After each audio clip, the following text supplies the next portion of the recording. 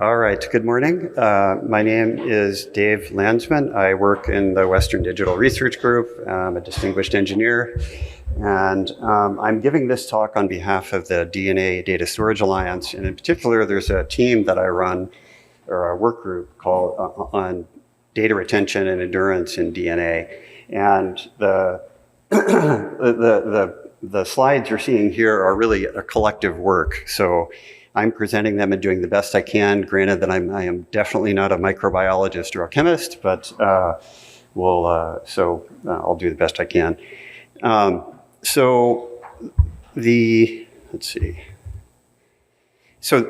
This work group in the Alliance is really, its overall mission is to enable users of DNA-based storage to have confidence that if you put data in this new media, that you have some chance of getting it back.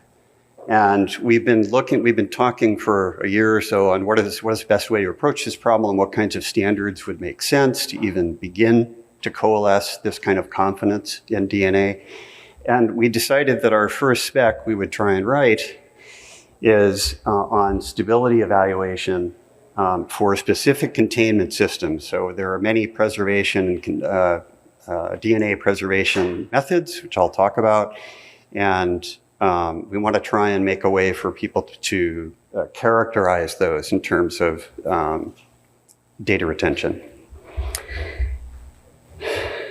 So before I dive into the DNA part, I wanted to set some context on how the SSD ecosystem actually dealt with endurance and data retentions for SSDs. So a brief aside into that. So around 2010, and a couple years earlier, 2008, 2009, SSDs were still quite new, and there were questions evolving very quickly about them.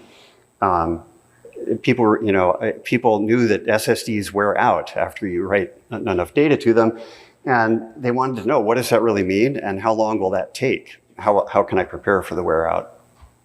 And then also, when vendor A and B make a claim about how much endurance I've got, how do I know that their claims are comparable? So a group of us in JEDEC, and this is probably why I ended up managing this, or being in this group at the DNA Alliance, because I was involved in the JEDEC standard. I was back at SanDisk then. So we created a standard where we said, let's find a metric so that we can measure SSDs, and we called it terabytes written. How many terabytes of data can you write to a device over its lifetime, given standard conditions, standard operating conditions, et cetera, workload, temperature, duty cycle, and meet standard success requirements. So we needed to be able to count some kind of errors and report back and say, okay, I wrote this many terabytes, and the error performance was acceptable given all that. And because we've set standard conditions, right, which are shown in the table, we have an active use period for the drive, a retention period where it's sitting after its active life, it sits on the shelf for a while, and then people try and pull the data off. So after the totality of its use, we wanted to be able to count the efficacy of, and ultimately give you a number, terabytes written. So this was, defining the metric was the first challenge. Then, of course, to test a population of SSDs, we're not going to run them for 3 to 5 years. So we used accelerated temperature acceleration so that we could test a population of SSDs in a few weeks, and so this is not uncommon in all kinds of materials, accelerated wear, so we developed a specific method into how to handle this population of drives and test it, which temperatures. And we could do this pretty uniformly for SSDs because we were dealing with NAND, and the activation energy for NAND is pretty uniform. It's not completely uniform by any means, but it was uniform enough that we could use this as a standard acceleration method. Now we had a couple of different types of things. We had a direct method, which is you just run the drive you run the whole drive, stressed in normal operation, and just count errors. And if you could get done at 1,000 hours, we said, okay, you're done. You can say, I reached my terabytes written limit, and through this accelerated wear, I can pick my number. But even then, the capacity of the drives was growing, and it was getting impractical to run, to get an answer after 1,000 hours. So we added extrapolation methods to the spec, so that you could do things like, you could do things like short stroke the drive, write to only a few of the chips, or write to a portion of the drive. Or you might say, just to speed up the testing, you might do read verify only on some of the data written rather than all the data written. So you could take some trade-offs in the method. And so you'd get visibility into higher TBW devices and at somewhat of a trade-off in data quality and number of assumptions. But you documented all your assumptions so that then the vendors and the customers could have some confidence. So this is what we set up. Okay, it took a couple years to write the standard, and it's actually been used. It's still used, and we're actually still we're in a discussion right now on some enhancements to it after all this time. But if you run drives from different vendors, and one vendor says my drive has TBW X, and the other vendor says that my TBW is Y, you have some way of comparing apples to apples. So that was the kind of the context. And we talked about this in the work group. So how does this compare with, the process we want to do for DNA data storage? So with DNA, and you saw some of this in the slides that Daniel was talking about, that Daniel presented. So in the DNA pipeline, there is no integrated storage device, right? The readers and writers are separate in DNA. The synthesis systems, the sequencing systems.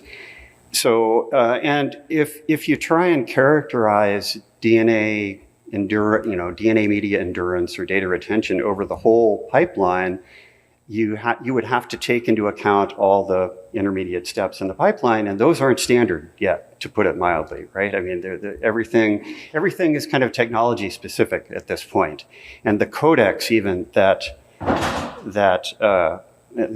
codecs are tuned for the phi, if you will, for the actual chemistry that goes on. So these things may shake out if DNA data storage becomes proliferates, but right now it's non-standard.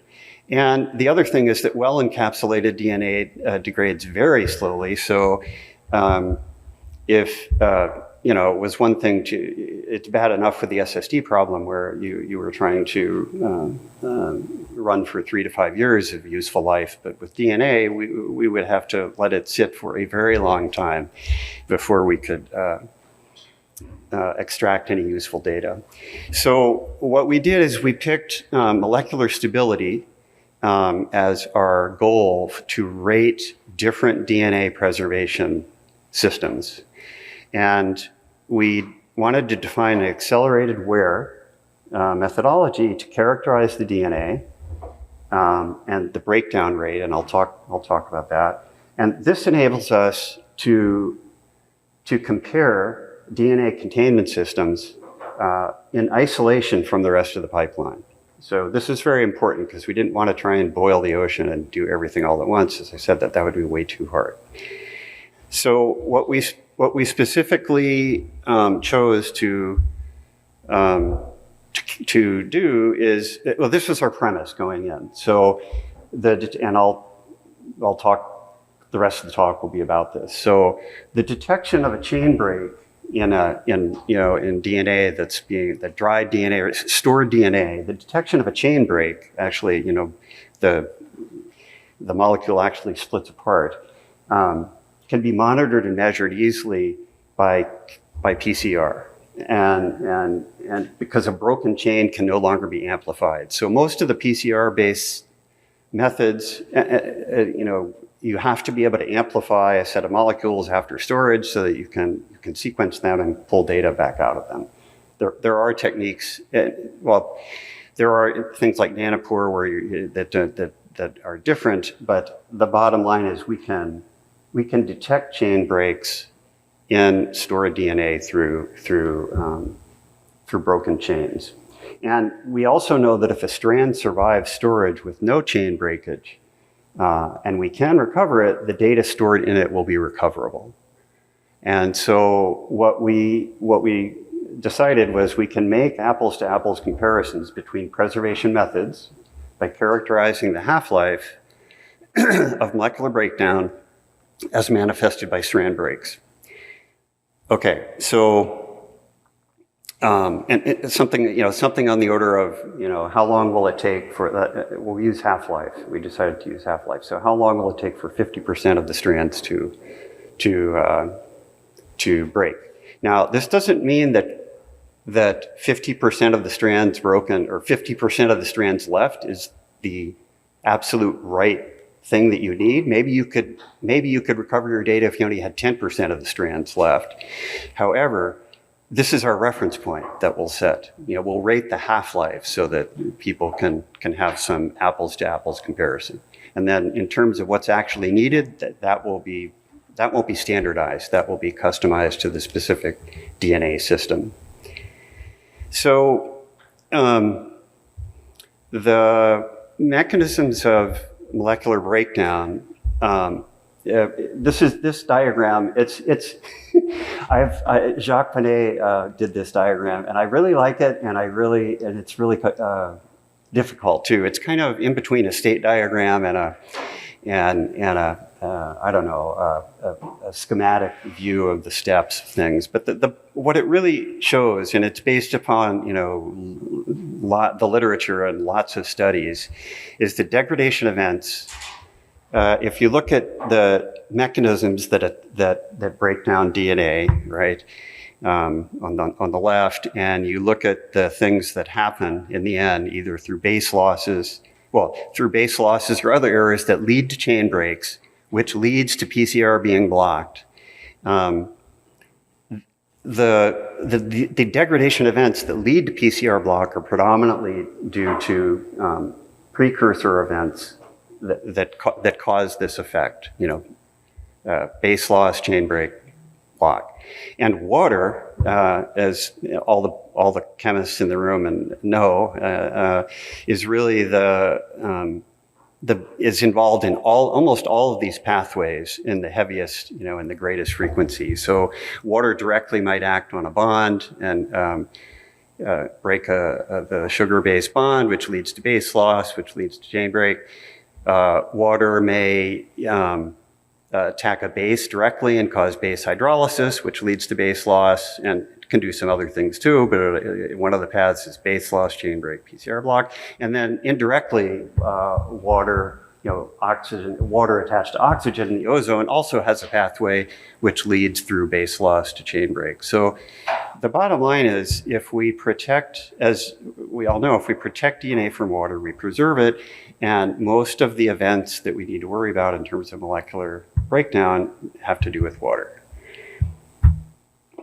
So in the storage methods used and described in the literature, it's no surprise that most of them use drying. So we have many different methods: chemical encapsulation, physical encapsulation, inclusion in matrices. I think I showed this last year actually. Absorption on paper. And there's always new things being looked at, but the predominant method is to dry the media. And then there are other mechanisms where in some cases you don't necessarily dry the media, like the silica particles. And I'll talk about, this is from Robert Grass and ETH Zurich's work. And you actually have some amount of water inside the container, but it's well characterized and it's impermeable to the atmosphere, so it doesn't pick up any more water from the atmosphere. So if you can hermetically seal the media, you're going to also get extremely good data retention, as long as you can control for humidity. So let's look at some studies and kind of how we wanted to make sure that our assumptions about using chain breaks were reasonable. So we looked at a few studies. I'm going to talk about 3 of them. Robert Grass et al., 2015, Lee Organic, 2021, and the Cowdy et al., which was a group of people at Imagene who do the DNA shell. And they all use the same general method. Where they used accelerated wear studies. They controlled for time, temperature, humidity. Grass and Organic encoded digital data in synthetic DNA, and then they did sequence analysis after retrieval from storage to see kind of what broke, what didn't, how did this, how'd things come out. So I think I'm going pretty fast too. So at the Grass paper shows the ETH Zurich team was really trying to show they compared to 3 other known. They had a control, kind of a control, which was just plain dried DNA. They had it on a filter card and polymer. So these were results that were already or things that were pretty well known. But they were really experimenting with this in silica mechanism. So they were embedding the DNA in silica beads. And they ran the experiments for about 4 weeks. And they tested for temperature. The red graphs here are varying temperature and keeping humidity constant.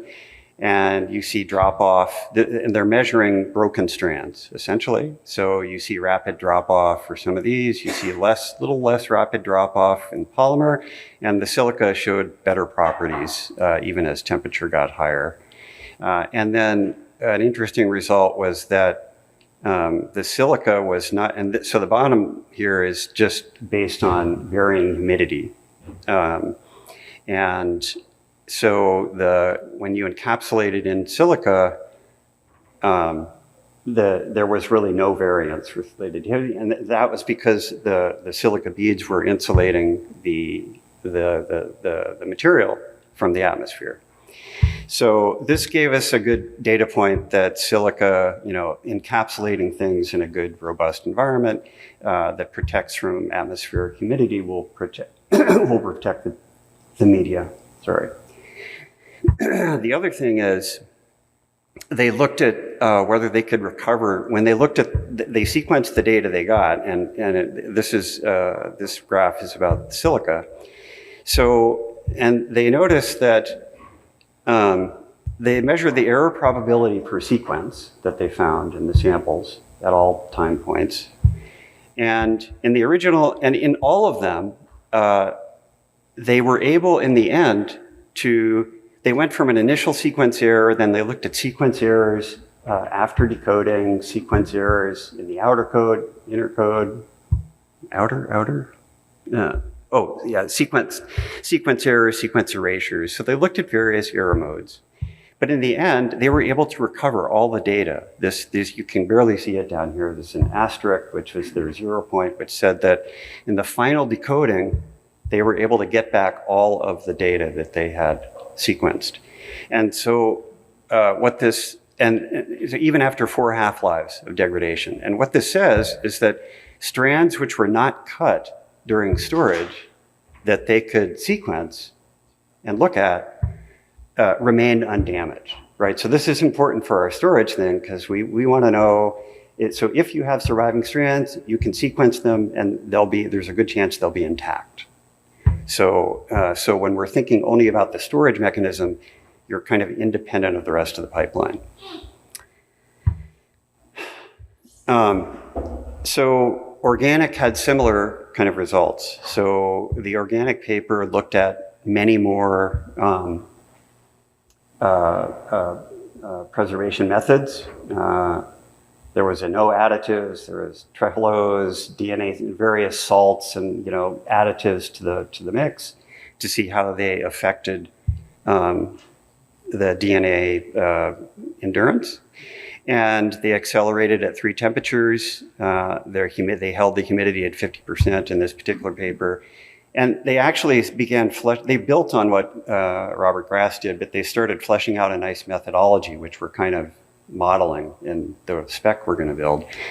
But a couple of interesting results that came out of the organic paper, not related, just a couple of interesting results with respect to our storage rating system, is that they looked at the error rates. So this graph shows, these are too small, probably you can't even see them, but these are, insertion, deletion, substitution errors at each temperature point, 65, 75, 85, and at each time point, right? There were like 5 time points in the study.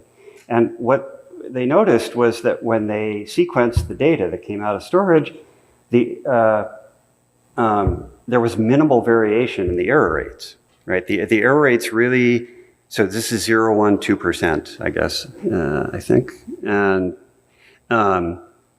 And the error rates were pretty constant, right? If you look at any deletion errors at any temperature, they were constant. Even the substitution errors, which they show the most variance, right, for any particular time point, but they had that same wide variance at time 0. So even before aging. So again, it keeps pointing back to the fact that synthesis-based and sequencing-based errors we don't have to worry about them in storage.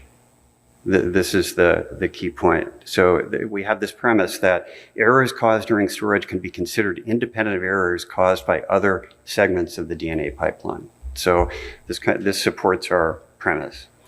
Another result from the same study, which points to the same thing, is they looked at the total number of sequences missing so they had encoded some files, and they put the files in storage. And when then they pulled them out and sequenced the files, and they looked at missing sequences of data when they did the sequencing, and they totaled them up across all methods, all time points, all temperatures, and the result was the total. So these error bars here are showing percent of sequences missing. And it's a fairly narrow range, and it doesn't really change across time. So more and more aging, it's still the same amount of sequences missing. And this indicated that there was no sequence-dependent degradation caused by the storage method. It was something else, right? So, there was a further finding, which I don't have the figure, I'm not showing the figure for it, but there was a further finding that most individual sequences, so if a sequence went missing so say at time 0, there was a sequence that went missing. So when you took that sample that came out of let's use time 1. You took a sample out of the time 1 aliquot, and there was a sequence missing. Most of them came back at time 3, time 4, other time periods, which meant that, again, if the sequences were hard to synthesize because they were problematic for the storage, and there was a sensitivity to how it was stored, they wouldn't have come back. So, anyway, this further supports the assumption we made that errors during storage are isolated from the rest of the pipeline. Now, let's see, how are we doing on time? So I have till 9:30, I've got 20 minutes? Yeah. So are people completely confused? Any questions so far, or is this all, it's barely on the edge of my comprehension, but yeah, go ahead. Clear that storage doesn't create the errors. The errors were created in other parts of the pipeline. Right. When we think about, let's say, for example, people, there's a rule of thumb that would take, after 30 years or something like the time, you might start to see degradation in storage. And just very rule of thumb or something. Yeah, tape or hard drive or SSDs, whatever, right? Is there a rule of thumb that's come out of this that says, is it like 10,000 years? Is it 100 years? Is there something, rule of thumb that comes out of this? For DNA? Yeah. So the question, it was kind of is there a rule of thumb? What's the punchline for endurance of DNA? And I do, since I do have some time, let me skip to a slide. It's not really in the flow of the pitch, but so if we look at, in the grass studies, the ETH Zurich and the organic studies, they plotted, they took the failure data that they got, right, in the experimental window, right, which is just a few weeks. And they did an Arrhenius extrapolation, right, a curve fit. And so that we could extrapolate out to 25. What if you stored this at 25 degrees, right? So you took this data. And so if we look at the 25, so ambient temperature, if we look at the organic results, it showed that so these up here, Trehalose, DNA stable, most of them wear out pretty quickly. Although there's a couple, like I think it's the Gentegra and I should know this. Anyway, there's a couple of them that are up here near a year, right? This is a half-life in years. There's 1 years right there. But the ones, they also plotted data from the other studies. And so if you look here, this X up here is Project Silica. So that's ETH's number. So it's up here at about 100 years. A calcium chloride mix showed similar longevity. Moa bone, which a natural substrate, showed very long, about 1,000 years. And the imaging DNA shells just blew it out. They're up here at,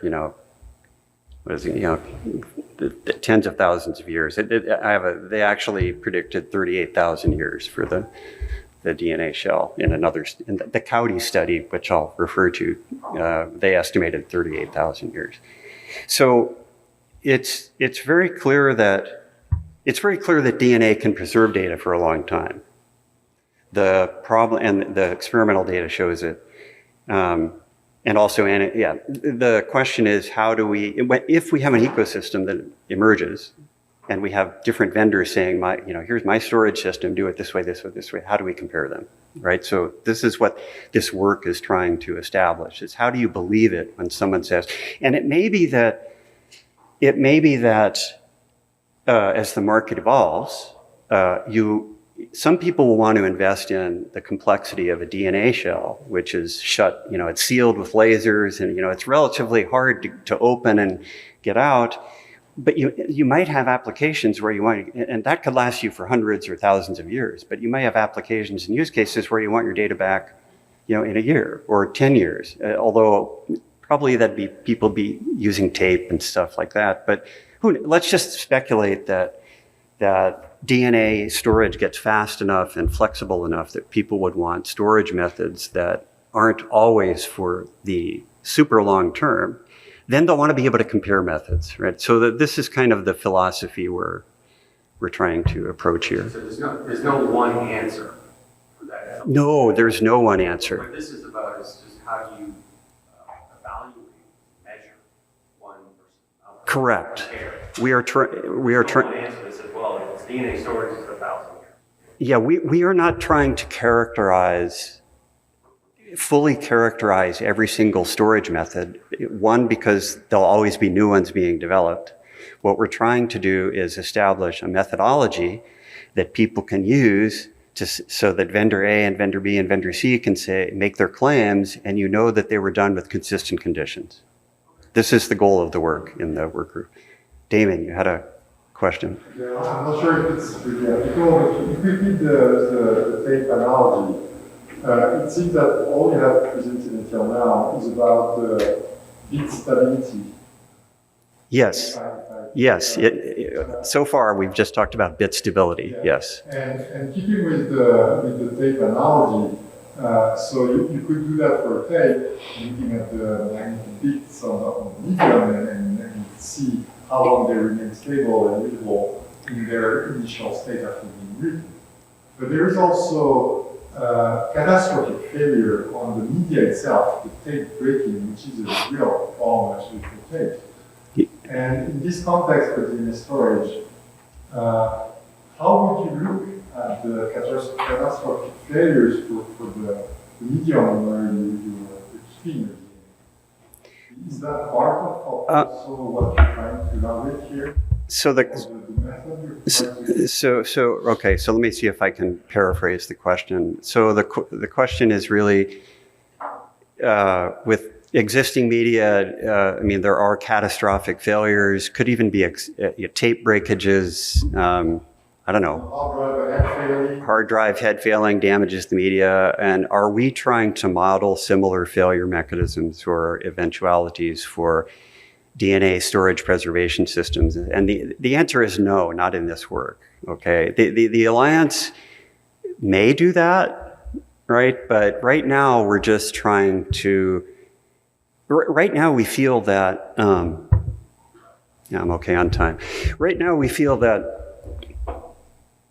DNA is a mysterious medium, and people don't even have a root trust of it inherent. You know, it's like they hear the anecdotes about, woolly mammoth DNA being recovered. But I mean, if you were going to put enterprise data in this medium, we want to have a way for people to claim that this storage mechanism, this preservation system will give you back intact data. There will be a lot of other, if the ecosystem emerges, there'll be other stuff that we do, but that's just not what we're doing right now. We're just looking at how many strands emerge from storage intact, and do enough of them emerge so that you can sequence the data and get your data back. Yes? So maybe that the point is, if you look at it, tape and hard drives, the fundamentals are the same. It's just magnetic storage. So it's mainly particle size that counts, of your grain size, and maybe the error coding. The main thing that you use your lines or your relay rate is the line or the encoding of it. It's not the base technology. It's mainly how do you write the error codes on it, how do you duplicate it, how do you replicate it, and that's what gives you the line in the end. And the question mark is, what you're looking at right now, it seems to be more focused on the fundamental basic switch. Or are you looking at the whole system and saying, okay, the system that we are creating the metric around is focused on the system rather than just the fundamental? So the question was about the scope of what we're looking at in this work. And because in a tape system or an SSD, additional storage, when we typically think about endurance, so right, existing storage media have similar products. The media themselves will degrade over some period of time. But with traditional storage, we already have a decades of experience, and we can test these things and characterize them in systems, in devices. And with DNA, as I mentioned here, there's no device, right? With the synthesis system, sequencing system on either side of the pipeline, you've got the codecs, right? So we think it's vastly too complicated to try and characterize the whole pipeline now. Okay, so we said, what could we usefully do in the Alliance to take a piece of it and create some confidence just on the base? It's kind of like, it's a little bit more analogous in the SSD case to doing NAND component testing versus testing in SSDs. A little bit. It's still not a perfect analogy, but that's kind of where it's at.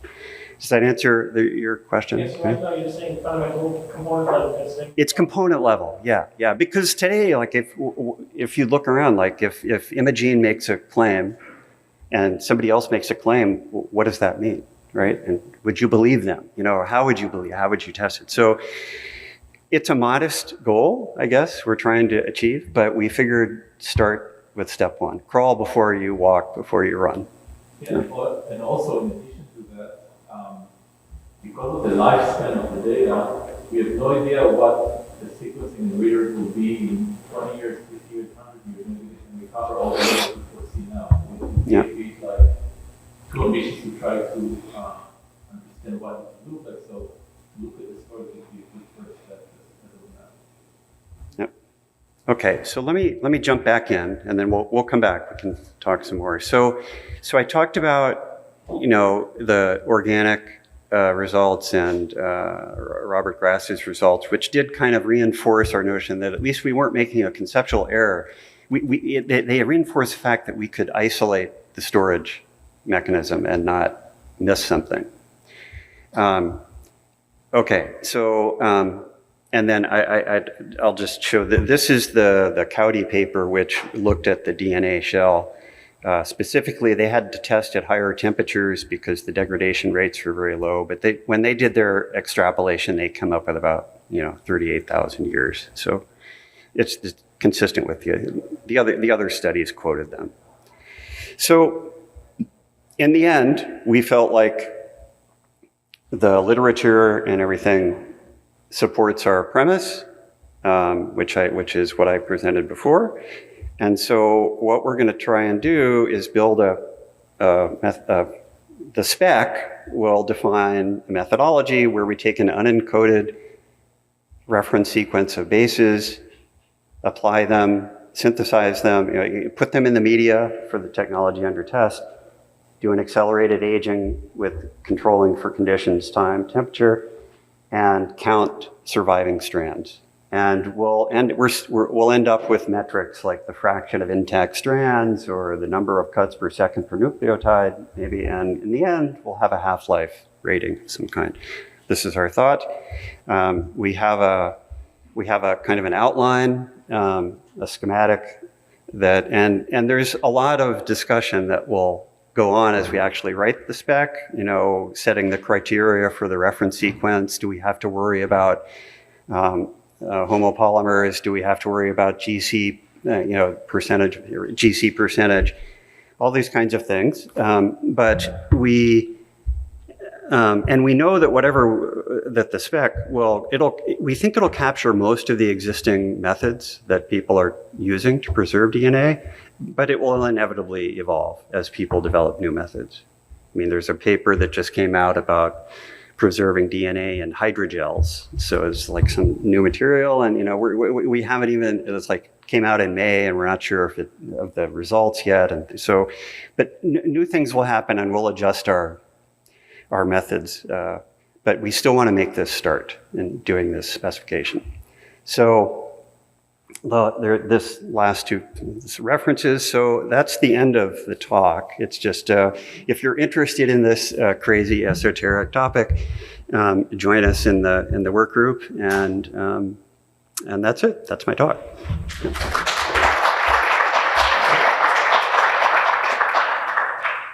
Okay, a couple of questions. It should start over here. Yeah. So it's fair to assume that you need a controlled environment for preservation. Get off 50 degrees, when you're shooting constant breathing. How do you envision to keep that over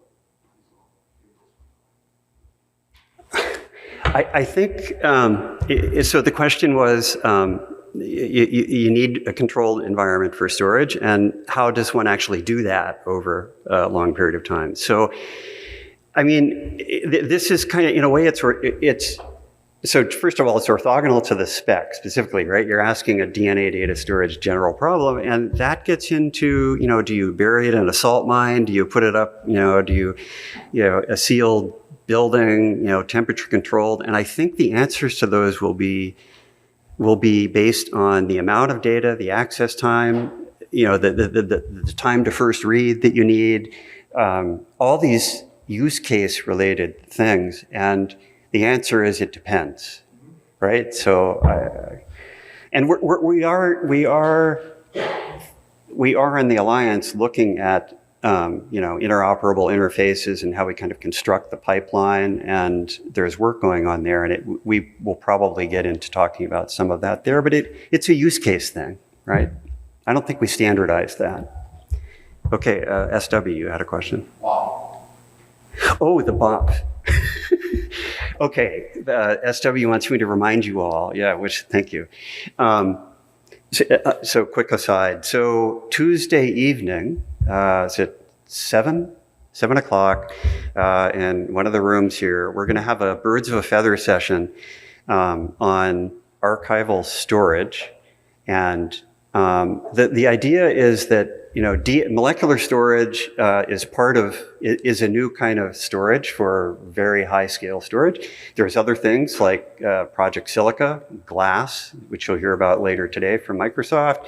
There's ceramic storage. There's new materials. The Cerebyte is going to talk about their ceramic storage later today. So we're trying to put together kind of a community of people who are concerned with archival storage and what that means for just managing the amount of data. We're digitizing vast amounts of data. We don't want to throw it away. I mean, I just read an article about, they call it lucky imaging, right? All these backyard astronomers are doing high-speed photographs, doing high-speed photographs of things, and they just saw a meteor hit Jupiter, right? And it's like, and they caught it because they're just creating, they're getting all this data. Right now, that data just disappears, right? So there's a lot of data, especially in astronomy is kind of my favorite example, where, you throw data away, you may lose the ability to mine it later on and really get a new discovery about something, about the cosmos. So, and there's many examples of that. So the bottom line is we're trying to put a community of people together. And if you're at all interested, it's not specific to any storage technology. It's kind of, what are the problems inherent in archiving vast amounts of data? Okay, advertisement done. Any more questions on the talk? Yes? Yeah, I'm wondering about base modifications that don't break the DNA, but can change, basically cause mutations during amplification. Yeah, so the question was, what about base modifications that don't break the chain, but cause a change, right? So I think the right answer, and somebody may help me if I get it wrong, but the simplistic answer is that most of those errors from base modifications and other things that don't break the chain can be compensated for and recovered from by the sequencing and the codecs. So if the chain survives and you can sequence it, to some, you can generally recover the data. Now, it could be that if enough bases, get modified in a sequence, you won't be able to recover the data, but that's kind of a separate problem. But the general answer is that the codecs can recover from that. Just to add on that is, we showed in a simplistic way that there is one copy of each strand, but in reality, there are like 100,000 millions of copies of each strand. So if there are like substitutions or breakage in some of them, it doesn't matter. When you do sequencing, you take a consensus sequence, so you see a lot, Right. and then you find out the one, you can take out the ones that have errors. And even if it happened to many of them, you still have the code on top of it. So in terms of that, we're quite sure. Yeah, just for the video, that was a great addition. Daniel added that in sequencing, we're almost always going to have many multiple copies of strands, and you can do a consent when you can use the consensus method through sequencing to come up with a better strand. Is that in hard drives? Yeah. The error is 1 in 100 is what we consider the base error because the actual data that's in there. Yeah. And the rest all of it. Yeah. Yeah. I mean, right. DNA is a channel. DNA storage is a channel. It's got its own unique properties, but there are many ways to accommodate errors within it. There's a question over here. I think I would point out, as observing this from a standard perspective, we don't question all rates around. If I want a standard to test the quality of storage, I'm only testing one that does impact it, and you don't have something to address the base shift. So let's say our technology goes fewer base shifts, and the other one has more. That doesn't impact the design of the rest of your system. Correct. The premise that you're talking about, like, hey, we can separate this, but we don't have to look at breakage. That's not true. You actually have to look at base breakage too, because that affects the way that you design, archive, how many copies, how you handle Yes, but so the questioner is asking about how do you, how do you account for these, if we isolate the errors to just the breakage that we've been talking about, that doesn't account for the rest of the system. And my answer to that is that,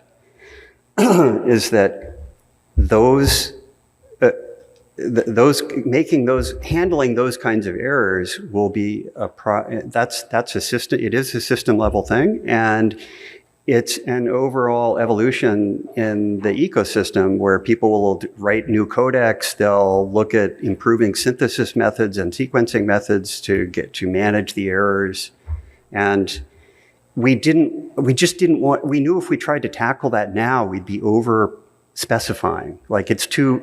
Do you follow? I guess what I'm saying is that the premise is that you're trying to develop something that can allow folks to assess storage technologies to be able to have confidence. To assess the preservation mechanism, right? But I think when you're measuring it, you're reporting the chain breakage.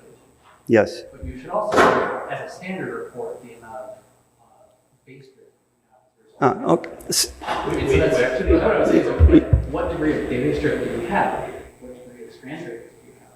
And those two things, when evaluating the storage technology, will allow you to figure out which one's going to work best. Yeah. Okay. Do you have the slide of the second step for about the labeling stuff?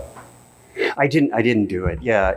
I didn't put it in. We're working in this group on a second step, which should be, to answer your question, it should be like food labeling, that on the label of the product it tells you kind of like what are the ingredients and how to manufacture the thing. So we want to do that as well. So you kind of, as a consumer, you know which company wrote it with what the error rate of this machine that this company used. Okay, so for example, if you get an error rate of 1 to 2,000, we put it on the label. And then when you get the sequence, you can assess, okay, it was written using this technology that has this many copies, this error rate of like substitution, addition, and things like that, and then you can decide how you want to do sequencing based on this information and the storage information. Right. Sorry, I misunderstood your question. So yeah, and as Daniel's right, we are working on that, and what we want to do is be able to. We don't want to try and characterize the whole system end to end, but we will start characterizing and labeling the sequencing, the errors coming out of sequencing or out of synthesis into sequencing, et cetera, so people can compose their pipeline with a little bit better understanding of the error properties of all the pieces. And also the codec used, not just in the machine that's writing, also the codec that was used.